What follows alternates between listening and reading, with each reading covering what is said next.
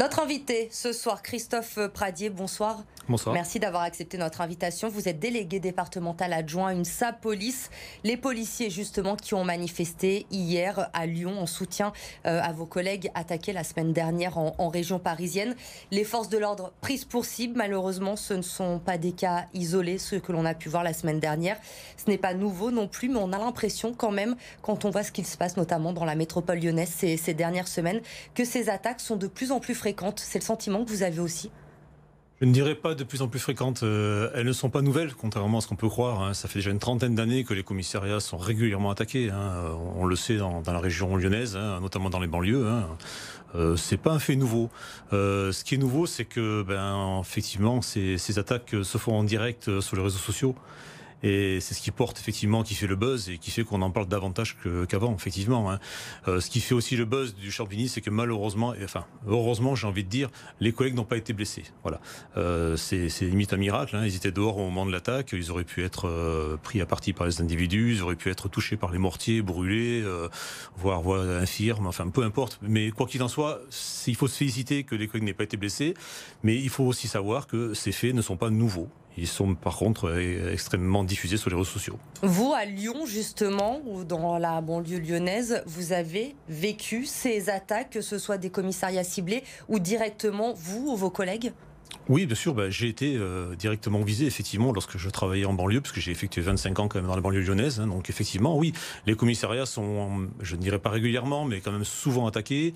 Effectivement, c'était un fait qui se renouvelait davantage chaque année autour du 14 juillet, puisque c'était l'occasion pour ces jeunes de se défouler sur la police et de balancer des mortiers sur les commissariats, de casser des vitres, etc. Mais c'est pas un fait nouveau, effectivement, sur Lyon, on connaît ce fléau, malheureusement. Pour vous, aujourd'hui, si on en parle autant, c'est à cause des réseaux sociaux, de cette médiatisation qu'il n'y avait pas peut-être il y a encore 5, 10 ou 15 ans, mais finalement cette violence existait déjà? Complètement, cette violence n'est malheureusement pas nouvelle. Et ce qui est malheureux aussi de constater, c'est que depuis 30 ans, ce sont les mêmes choses qui se passent et que depuis 30 ans, on n'a pas trouvé de solution. Ça, c'est un problème. Alors justement, vous parlez des solutions. Gérald Darmanin, le ministre de l'Intérieur, depuis son arrivée place Beauvau, prend ce problème à bras-le-corps. Il fait énormément de déplacements. Il était chez nous la semaine dernière après les violences urbaines que l'on a connues à Rieux-la-Pape. Il a annoncé justement un renfort de policiers dans l'agglomération lyonnaise. C'est un bon début, ces annonces du ministre de l'Intérieur? C'est un bon début. De toute façon, tout renfort d'effectifs sera d'une très bonne chose pour Lyon. Mes collègues, à l'heure où je vous parle, sont actuellement en audience justement avec M. Darmanin pour essayer d'obtenir davantage. Parce que de la communication, c'est bien. Balancer des choses, c'est bien. Mais après, il faut qu'il y ait du concret derrière. Aujourd'hui, sur Lyon, il manque 150 policiers, quoi qu'il en soit. On a eu un léger renfort en début septembre avec 35 jeunes qui sortaient d'école, mais c'est nettement insuffisant. 35 policiers qui arrivent à Lyon, c'est 2 par service. C'est ridicule. Il nous manque 150 policiers pour être à niveau, pour pas être au-dessus de là. Il faut et juste Grégory le minimum. Doucet, le maire de Lyon, lui en demande même 200. Est-ce que ces effectifs, ils sont là aujourd'hui? Est-ce qu'il y a assez de policiers formés en France pour être sur le terrain? On a un gros problème sur le recrutement, il faut être clair. La police n'attire pas. Comment voulez-vous attirer les gens vers nous? Voilà, vous êtes depuis 2015, encore plus, des cibles. On peut clairement le dire, que vous soyez en service ou hors service. Vous avez un salaire, on va dire, qui commence à 1 500 € quand vous commencez chez nous. Je veux dire, comment allez-vous attirer les gens chez nous? C'est pas possible. Donc le recrutement est extrêmement difficile. Le concours est ouvert à tous et il y a de moins en moins de gens qui veulent venir chez nous. Donc effectivement, c'est un problème. Et malheureusement, les sorties d'école, avec même 1 500 ou 2 000 policiers qui sortent par an, quand vous divisez ce chiffre par le nombre de commissariats en France, mais c'est ridicule. Voilà. On a eu, je vous le dis, 35 arrivées à Lyon. C'est exceptionnel. Mais c'est pas suffisant. Alors ce n'est pas suffisant, vous demandez des effectifs en plus, les élus locaux également. Est-ce que réellement c'est la solution à cette violence? On a l'impression quand même qu'aujourd'hui il y a plus un problème de mentalité, notamment chez les jeunes, et que ce ne sont pas finalement les policiers en plus qui changeront les choses. C'est peut-être aller travailler justement dans ces quartiers difficiles pour que la vision des forces de l'ordre, des pompiers aussi, qui sont aussi pris pour cible aujourd'hui, puisse évoluer. En fait, ce qu'il faut comprendre, c'est que si vous voulez que les gardiens de la paix fassent leur travail et assurent votre sécurité, il faut que eux-mêmes travaillent en sécurité.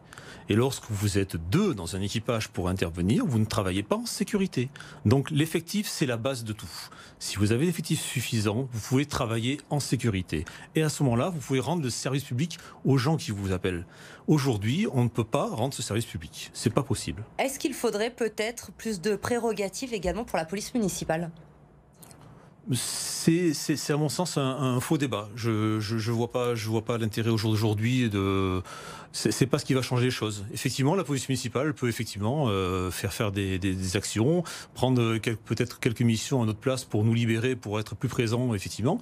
Mais lorsque vous savez que dans l'ensemble des commissariats sur l'agglomération lyonnaise, vous avez à peine un équipage police-secours par arrondissement, vous imaginez un peu la difficulté des collègues lorsque vous avez 500 ou 600 appels sur une journée. C'est pas possible. Alors, j'aimerais qu'on revienne également avec vous sur ces annonces aujourd'hui de Gérald Darmanin et de Marlène Schiappa qui ont donné les chiffres de la délinquance pour le mois de septembre. Le ministre de l'Intérieur l'a dit il y a quelques semaines, ça va être un rendez-vous chaque mois, il va donner ces chiffres. Vous en pensez quoi ?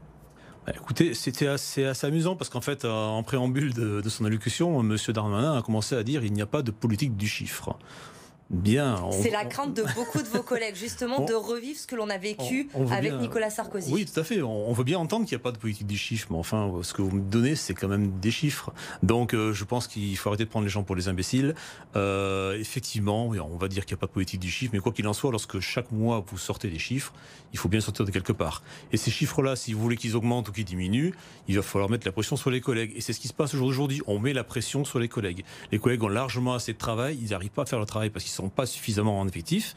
Et aujourd'hui, on va leur mettre la pression pour faire du stupéfiant, pour faire du masque, alors qu'ailleurs, on ne fait pas forcément ça. Voilà. Et est-ce que réellement c'est utile de donner ces chiffres tous les mois? Est-ce que peut-être tous les 6 mois ou tous les ans, ça ne suffirait pas? Est-ce que ça ne peut pas exacerber également des violences supplémentaires de donner tous les mois ces chiffres? Ah ben complètement. Moi, de toute façon, l'UNSA Police a toujours été contre le chiffre, contre les primes, contre le chiffre, dans ce que vous voulez.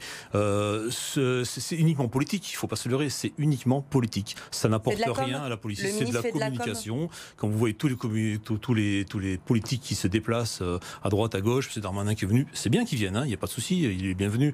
Mais il faut apporter quelque chose derrière. Le fait de venir voir comment ça se passe, c'est bien. Et après, derrière, il faut des faits. Et les faits, on les attend. Et on les attend toujours. Et vous n'avez pour le moment pas ces faits qui arrivent. Une dernière question, ça va être compliqué puisque le thème est très vaste. On parle de ces renforts de police, vous attendez des faits. Vous qui êtes sur le terrain quotidiennement, que faut-il faire aujourd'hui pour régler ce problème en France ?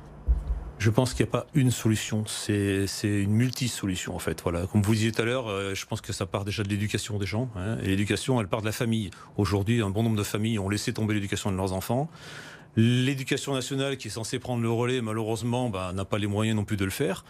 Il reste qui ? Il reste toujours les mêmes, c'est-à-dire la police. La police est toujours en premier. C'est pas eux, c'est pas la police d'éduquer les jeunes.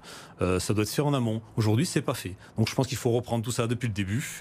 Il faut un big bang dans la police également, parce qu'effectivement, je pense qu'on est vieillissant et on n'est pas capable de réagir au bon moment.